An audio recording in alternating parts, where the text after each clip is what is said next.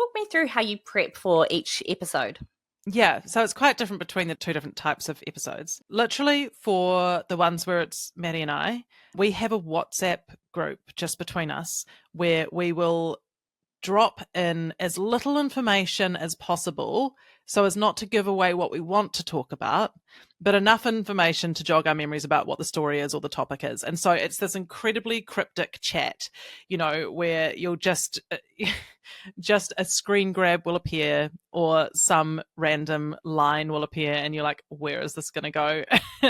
And so we just have this like little collection of things that we drop in so that when we record together, sometimes we go, okay, should we go here and then here and then here and then here? Okay, great, let's go. And that's literally all the prep that there is. Sometimes we just dive in and we just let it be chaotic. And that's part of the fun. And I think that's where, we can just trust the kind of chemistry that we've got together and the very genuine friendship that we've got together, because it really is two friends basically on the phone. And again, part of the brand as well. I know sometimes when we've been editing, I've said, should I leave this bit in? And you're like, yeah, leave it in. It's chaotic. It's untidy. Yeah, exactly right. And sometimes that's just part of the fun of it, that it is completely chaotic. And it's all the prep for our ones. And just remembering to turn up on time, as best we can. And then what about for interviews? How do you interviews, completely different, obviously. We, even from the point of deciding who we're going to have on, like none of that is taken lightly. And the thing with our entire team is that we're a whole team of meditators. And so there's actually a huge intuitive element to what we do.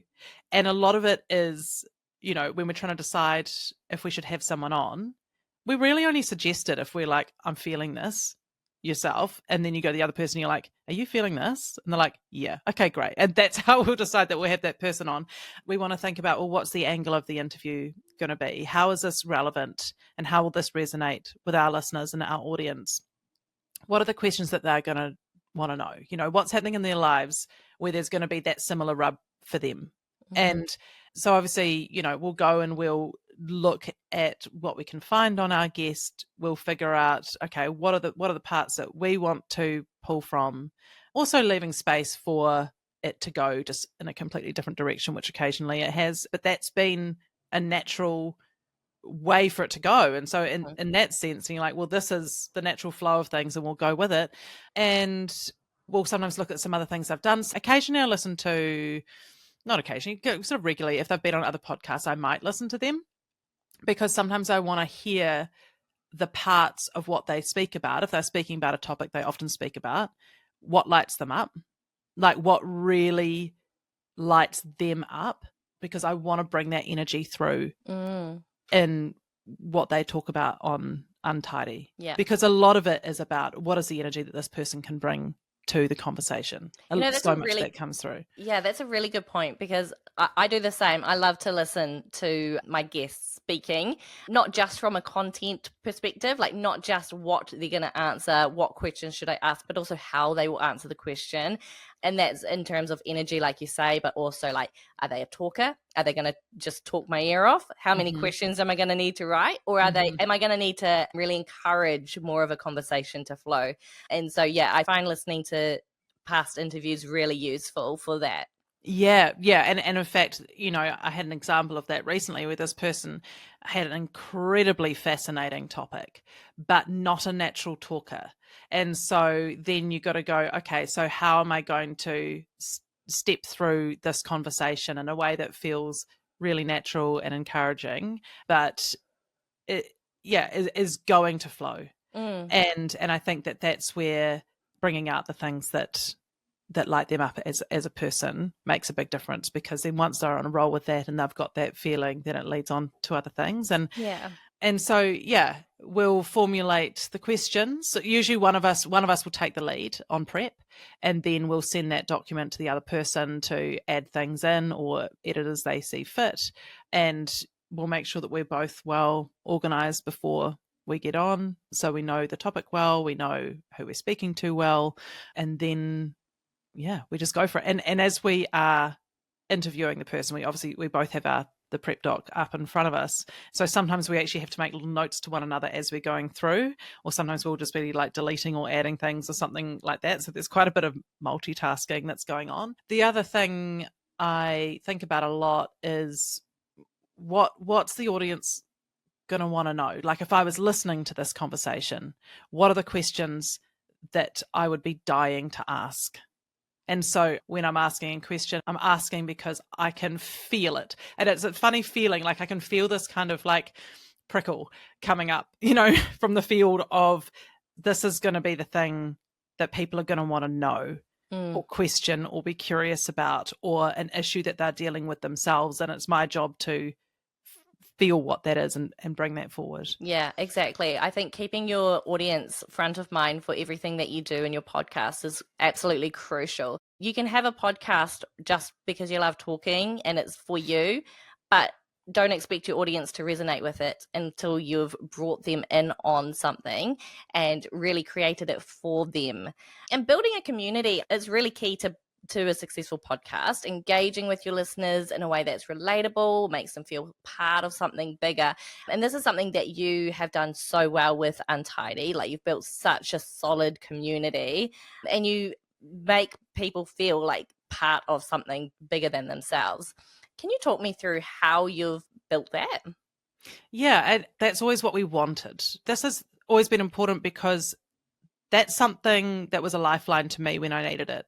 So, like, for example, after I got separated and was getting divorced and was living on my own, co-parenting the kids, it was a very different time. And there was a huge shift in my life at that time. And I realized that there was so much quiet around, which I don't like, don't want things to be too quiet. I really craved conversation. I really craved connection. And what I found was with, certain podcasts and hosts and shows that I listened to, I was actually getting quite a great deal of that connection, that need for connection met. And so I realized how powerful that was. And I have a theory, and I don't know if science can back this up, but here's my theory, is that to a great degree, your brain doesn't know the difference between a real conversation that you're having and involved in and something that you're just listening to. Because say like you're on the phone to someone, you can get off the phone, your need for connection has really been met.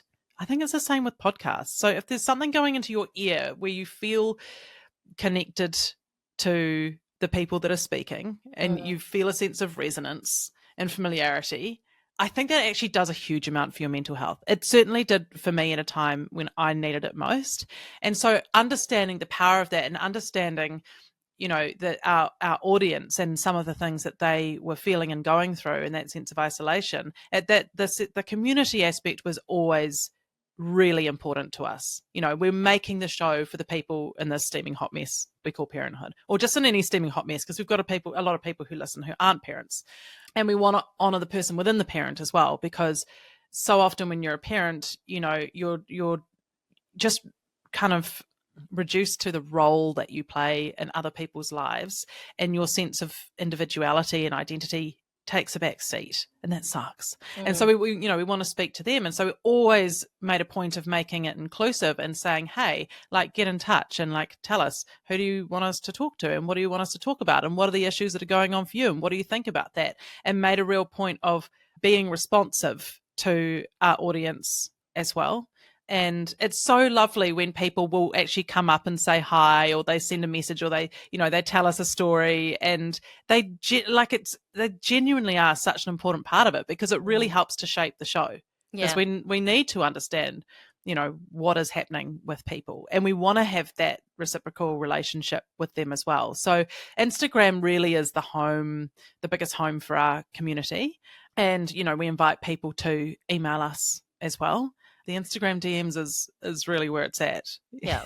There's a really great point what you brought up about it feeling like you're really part of it. And podcasting, I think podcasting is very similar to radio in this aspect that it's a one-to-one medium, which means you're talking directly to your audience. It's a very intimate platform. It's a very intimate way of consuming content. It's different to TV, where there's kind of that fourth wall of separation, because you're right there in their ears. And so, yeah, you're right. Like it's really It's such an easy way to feel involved in something, even if you're just listening to it, and really feel like you can make that personal connection with the presenters or the hosts, which I think is really awesome.